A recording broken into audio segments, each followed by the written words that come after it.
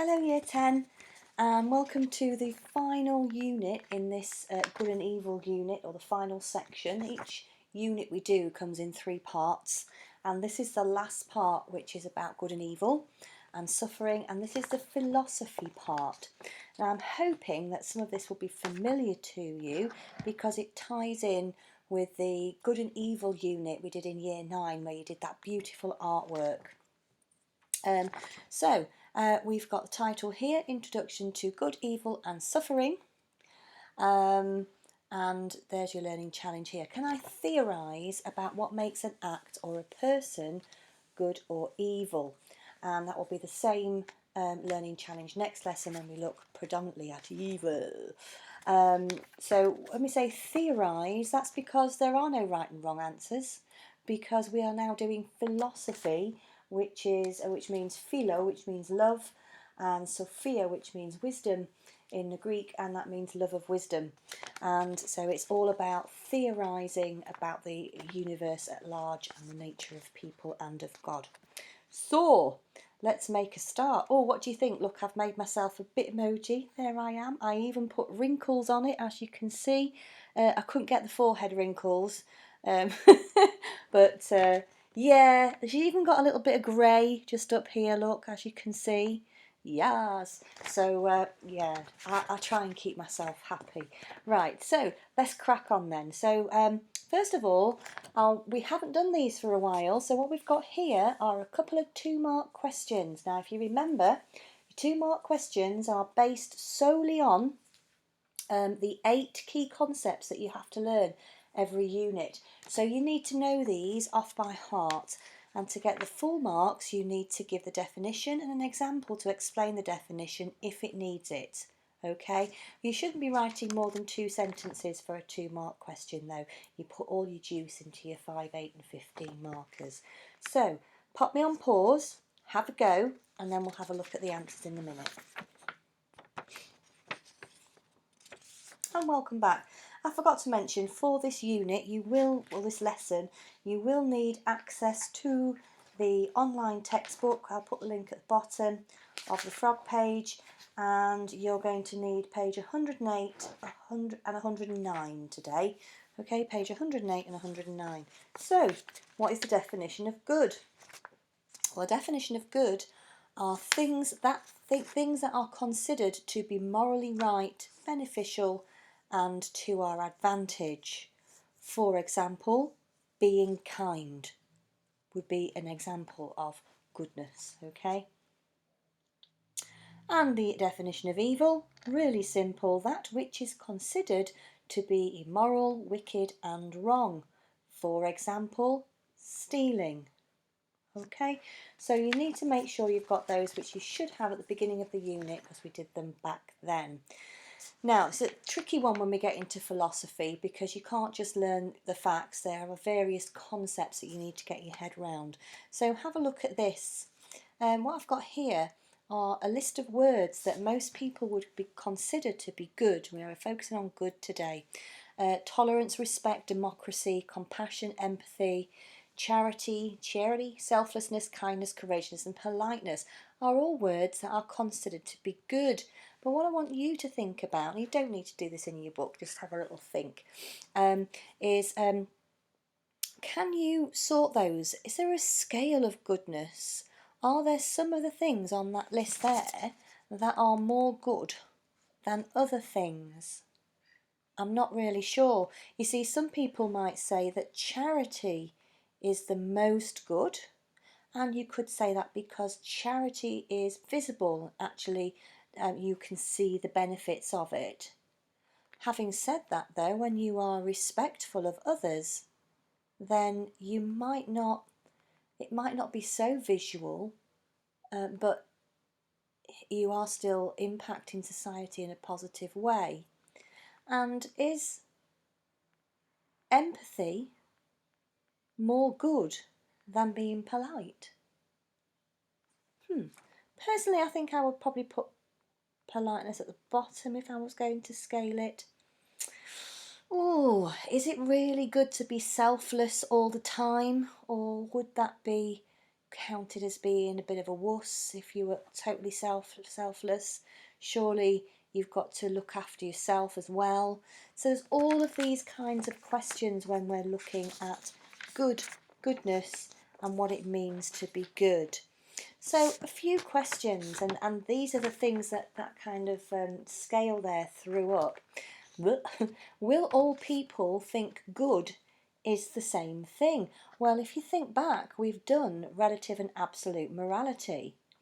And so if morality is relative, that is what that means is then that what is good in one place might not be good in another place. So goodness, it's very hard to define. So I think we've done this before. In India, there was this years ago. There was this I can't remember what we call it now, practice where the woman of a dead man, the wife of a dead man, would throw herself onto the burning pyre of her dead husband, and that was seen as a good thing. Well, of course, in the Western world, that would not be seen as a good thing at all. So, you know, is it relative to the customs in the society in which you live?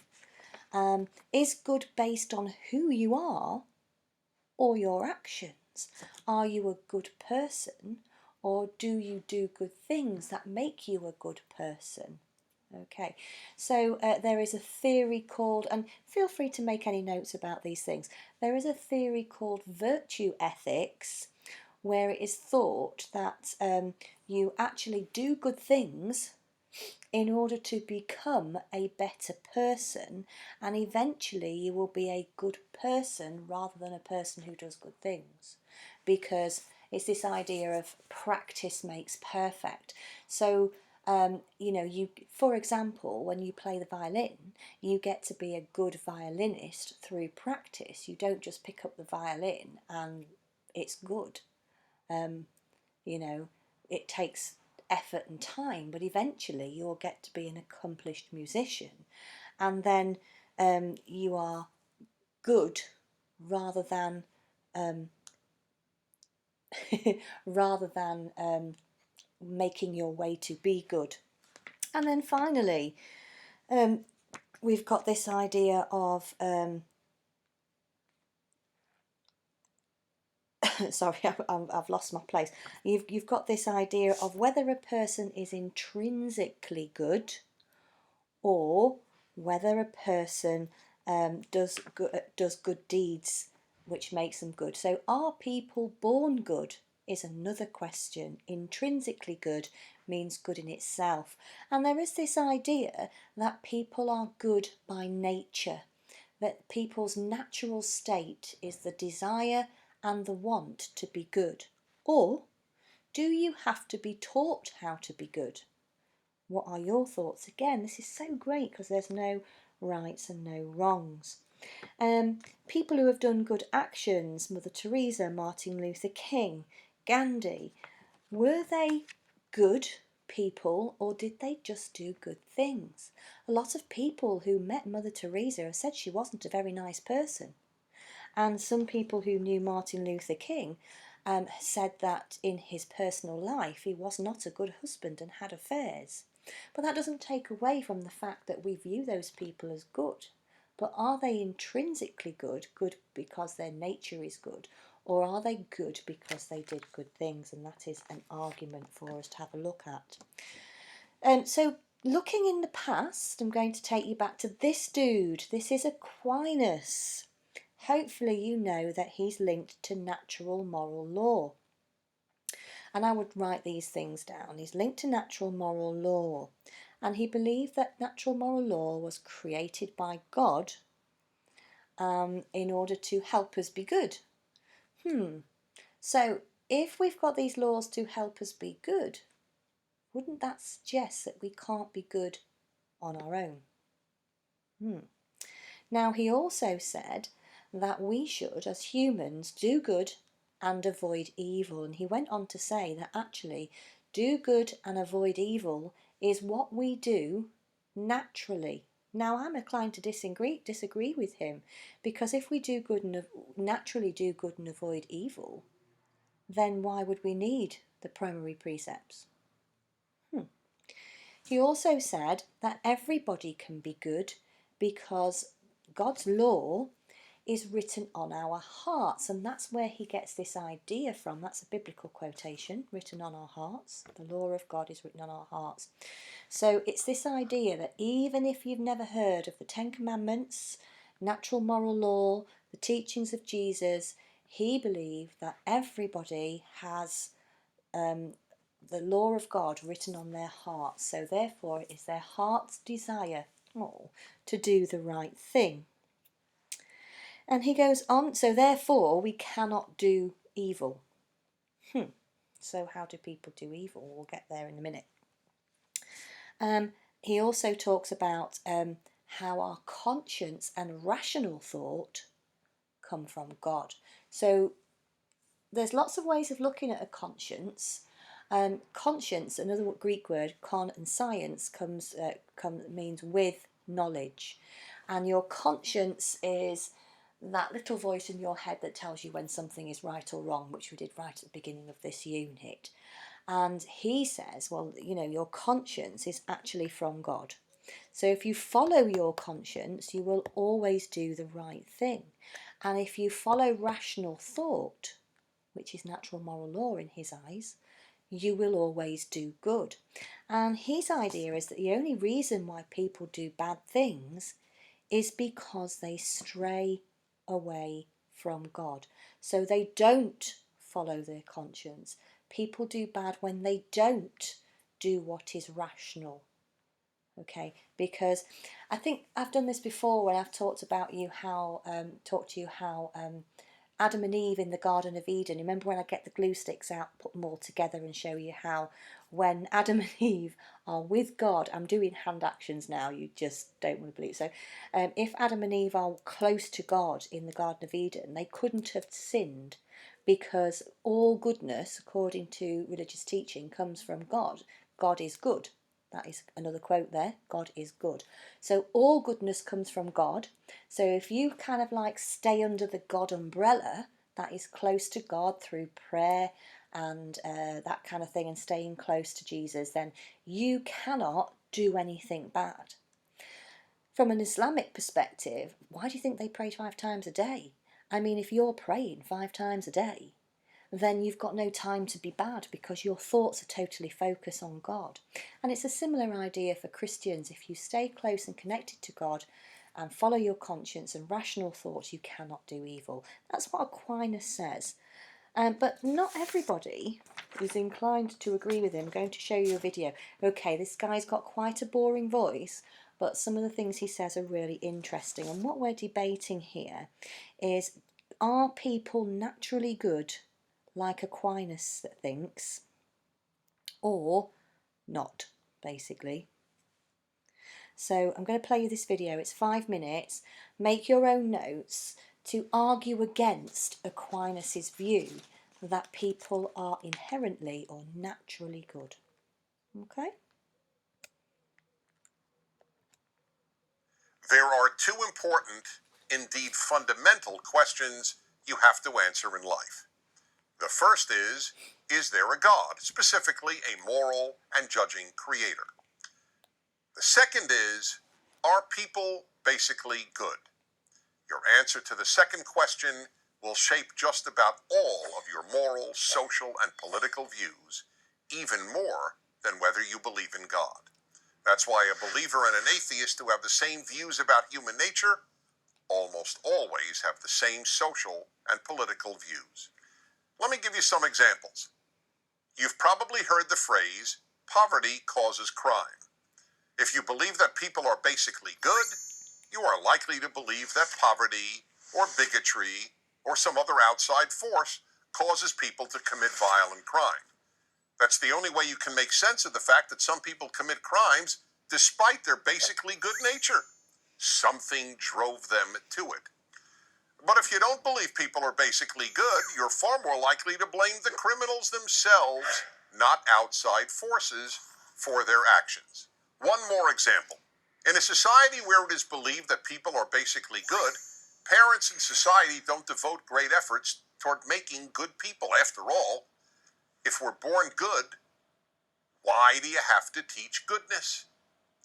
On the other hand, those who don't believe we are born all that good understand that parents and society have to undertake major efforts to make children into good adults. Okay then, are people basically good? As I will show, given humanity's history, the answer should be obvious. Of course, human nature isn't basically good. Now, this doesn't mean that people are basically bad. We are born with real potential to do good, but we are not basically good. Take babies. Babies are lovable and innocent, but they're not good. They're entirely self-centered, as they have to be in order to survive. I want mommy, I want milk, I want to be held, I want to be comforted, and if you do not do all these things immediately, I will ruin your life. That's not goodness, that's narcissism. We are born narcissists, preoccupied with number one, ourselves. And if you've ever worked with kids, you know how cruel, how bullying they can be. And don't parents have to tell their child tens of thousands of times, say thank you? Now, why is that? If we're naturally good, wouldn't feeling and expressing gratitude come naturally? And then there is the historical record. Evils, huge evils, affecting much of the human race have been the norm. Here goes just a few examples. The Ottoman Turks targeted millions of Armenian Christians for death during World War I. The German Nazi regime murdered 6 million Jews, 2 out of every 3 European Jews, including more than 1 million children and babies. The Soviet communist regime slaughtered about 5 million Ukrainians and about 25 million other innocents. The Chinese communists killed about 70 million Chinese and enslaved the rest of the Chinese people. The North Korean communist regime has built what one can only call the world's largest concentration camp, most of North Korea. In post-colonial Congo, in the decade between 1998 and 2008, over 5 million people were murdered, and tens, if not hundreds of thousands of women raped. Of course, before that, about 10 million Africans were kidnapped and made slaves in the European slave trade, and another 10 to 18 million Africans were enslaved by Arab slave traders. And let me ask you this. If people are basically good, why does every civilization have so many laws to control human behavior? Knowing all this, those who believe that people are basically good have simply made a decision to believe that and ignore all the evidence. Why do people commit evil? Because it's easy to, because it's tempting to, and yes, because it often accords with human nature. That is why figuring out how to make good people is the single most important project in all of human life. But first, you have to believe it's necessary. I'm Dennis Prager. Thank you, Dennis. I'll stop him. So he has some really, really good points, and I'm inclined to agree with him. Personally, I do not believe, and you can believe whatever you want, that we are born inherently good. I believe that we are born with the capacity to be good, but that's why we have families, etc., people to raise us, and communities in order to help us understand the norms of society. I'm weighing into sociology here, which is what makes people good. I believe that it is nurture and not nature is the reason why people are good.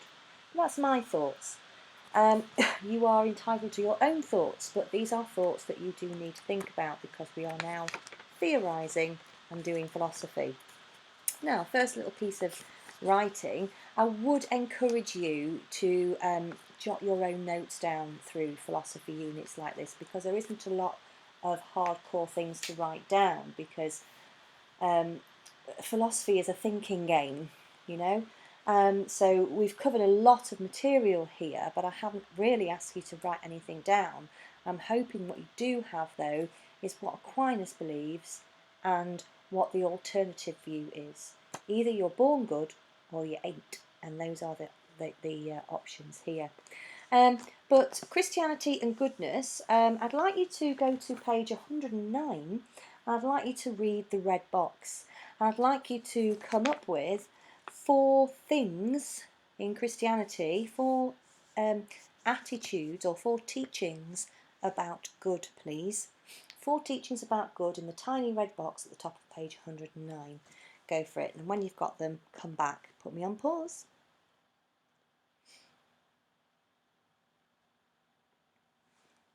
Okay, and welcome back. Let's see if you've got them.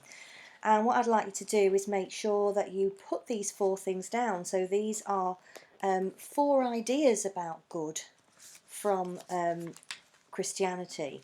So the first teaching about good is the world was created good. So, I haven't got my Bible with me, but in Genesis, in the opening verses, in the first opening bits of the Bible, it says that God made the heavens and earth and it was good. And throughout the creation story, at the end of each stanza, if you open up an online Bible or if you've got one at home, have a look through. At the end of each day of creation, God says, and it was good, and it was good, and it was good. So according to, so we've got the world created by world was created good as a subheading, and then some notes underneath this that I'm just talking you through and that's in the book. So all the way through this, you could say that actually, according to Christianity, the world is inherently good because that's how God created it. Not only that, but the interesting thing is that when God made humankind as, and that's a word we've done before, the pinnacle of God's creation, so he made humankind, he then said not that it was good, he said that it was well good or very good. Okay, so that would suggest that humankind were created perfect, perfectly good. Okay, so moving on, free will. I'll just find it in the red bit because before I waffle on with what I believe.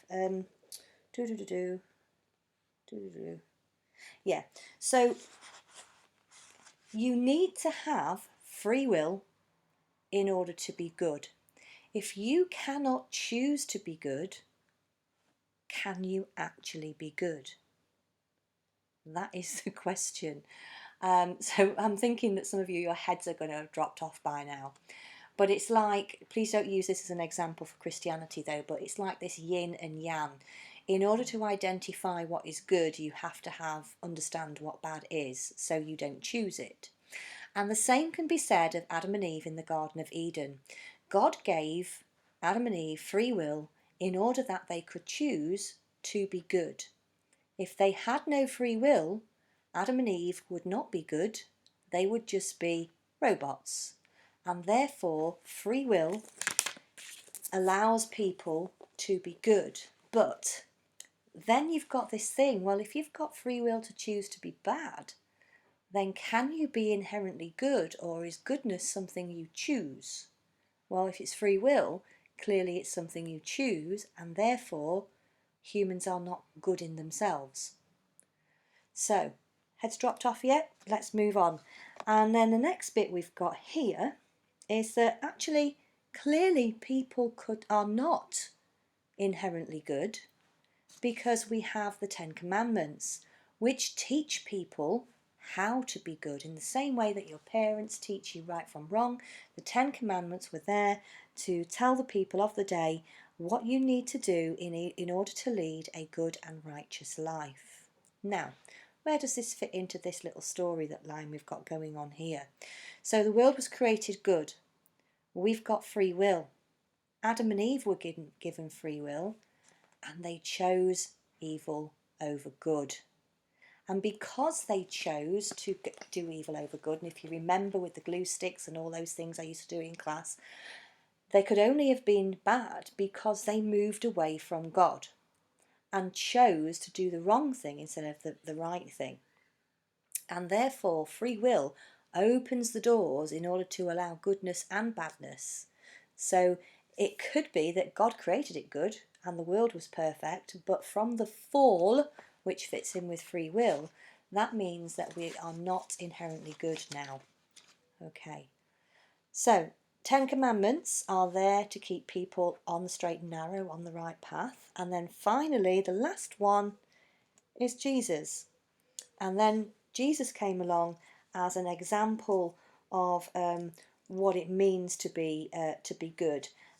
He taught people how to treat others, teachings of Jesus, treat people the way you want to be treated, blessed are the peacemakers, blessed are the humble, and all of these things through the Beatitudes that he taught on the Sermon on the Mount that we've covered. So lots and lots of teachings about Christianity and goodness. So these 4 headings there are things that you can talk about when talking about what Christians believe about good. The world was created perfectly. It was good, good, good, and humankind was very good. Then free will. Free will gives people the opportunity to choose to be good. However, Adam and Eve chose not to be because of free will. That's the problem with free will. But if we don't have free will, we can never be good because we have to choose it.